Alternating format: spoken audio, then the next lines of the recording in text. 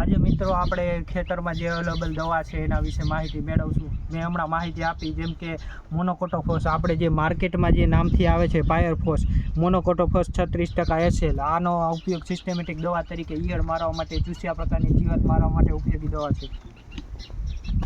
પછી આ છે પ્રોફેનોફોસ અને સાયપરમેથ્રિન. મોસ્ટ ઓફ છે આ બહુ ફેમસ દવા છે. પ્રોફેનોફોસ ને સાયપરમેથ્રિન દવા ખેડૂત મિત્રો છાંટતા જ હોય છે ઈયળને મારવા માટે અને ચૂસ્યા પ્રકારની જીવાત માટે. આ છે થાયોમિથોક્સમ 30% FS. આ દવાનો ઉપયોગ આપણે ચૂસ્યા પ્રકારની જીવાત માટે ઉપયોગી છે. આ માર્કેટમાં મળે છે સુરક્ષા પ્લસના નામથી.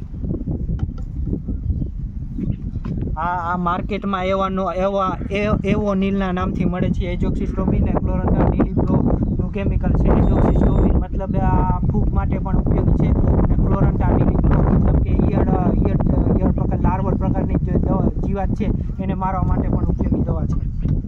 આ આપણી પાસે 2 ફર્ટિલાઇઝર છે. આપણે આપણા ખેતરમાં નારિયેલ છે, નારિયેળી માટે લીધેલ છે. એક પોટાશ ફર્ટિલાઇઝર છે અને એક બોરોન ફર્ટિલાઇઝર છે. પોટાશ ફર્ટિલાઇઝર રોગ પ્રતિકારક શક્તિ માટે ઉપયોગી છે. બોરોન ફર્ટિલાઇઝર ફાલ લગાવવા માટે ઉપયોગી છે. આ છે અદામા કંપનીનું છે, એસીમેનના નામથી આવે છે. એસીપેટ 75% SP.